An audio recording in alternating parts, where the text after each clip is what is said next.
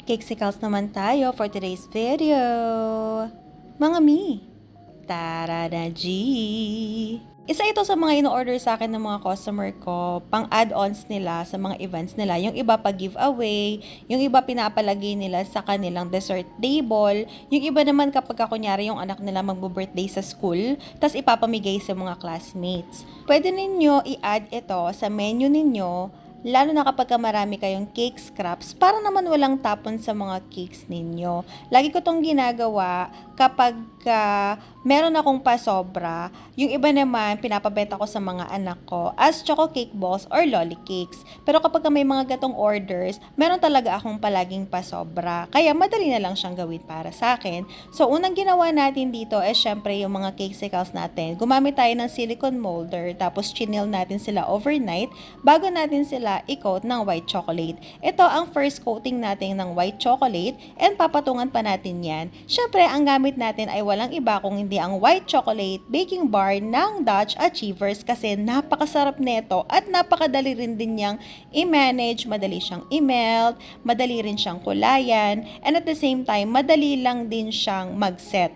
Tapos hindi siya madaling matunaw. Kaya para sa akin, the best talaga itong Dutch White Chocolate Bar. 4 na color yung na-request sa atin ni customer. So, white, yellow, red, black, and blue. And syempre, yung ginamit nating food color dito is walang iba kung hindi ang Decor It Food Color Gel din ng Achievers kasi madali siyang makapagpa-dark and pa-saturate ng kulay, lalong-lalo na sa white chocolate. Kitang-kita nyo naman, di ba? Makulay na makulay ang ating mga white chocolate na pangbalot natin sa ating mga cakesicles. Itong next na ito, black yan. So, hinaluan lang natin yan ng color blue and then color green and brown para ma-achieve natin yung ganyang kulay. Bale, tagda 2 pirasong cakesicles per color ang na-request ni customer dito. Chocolate melter pala ang ginagamit natin sa pag-melt ng chocolate kasi para sa akin mas manageable siya and iwas overcook. Ilalagay ko na lang sa comment section lahat ng link ng mga ginamit natin sa paggawa ng ating cakesicles para naman kung sakali na gusto ninyong magpa-order ng ganito, madali nyo na lang din mahahanap yung mga kagamitan natin. Kapag meron mga air bubbles, ginagamitan ko siya ng toothpick, tinutusok ko lang para mawala yung mga air bubbles and makinis siyang tingnan. Tapos water lang din yung ginagamit natin pandikit para dito sa mga fondant details kasi Avengers theme ang cakesicle na ito. Ang request lang ni customer is lagyan lang nung Avengers logo lahat ng mga cakesicles. So, ang ginawa ko, isang silver and isang gold para naman mas maganda siyang tingnan kahit na simple lang ang design niya. 2 option pala ang meron ako sa mga cakesicles. Meron ako na naka-per dozen. So, kapag naka-per dozen siya, magkakasama silang lahat sa iisang box.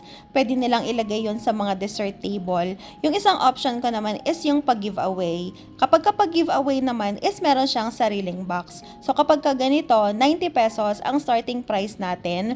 Free na yung thank you card. Though itong customer natin hindi na siya nagpalagay ng thank you card kasi nga pamigay niya ito sa mga classmates ng anak niya. Tingnan nyo na lang yung description nitong box na ito dito sa video para mas makita ninyo. Pero ilalagay ko din naman yung link sa comment section.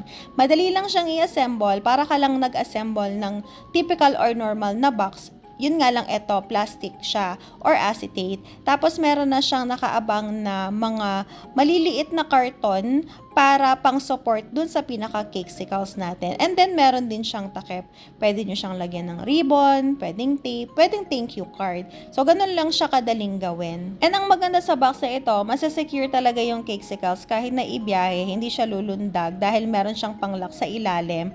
Tapos sakto din siya dun sa size ng ating cakesicles. Diba, another benta idea na naman ito mga mimo ko dahil nauuso na rin talaga yung mga ganitong klaseng pag-giveaway kesa sa slice cakes. Kasi nga, syempre, parang pag-gift na siya dun sa mga bisita or sa mga classmates na mga anak ninyo. And at the same time, maganda kasi siyang tingnan, maganda sa mga mata ng mga bata. Normally kasi kapag may mga events and birthdays, yung mga customized cakes na pinapagawa, either dami lang sila or inuuwi yun sa bahay.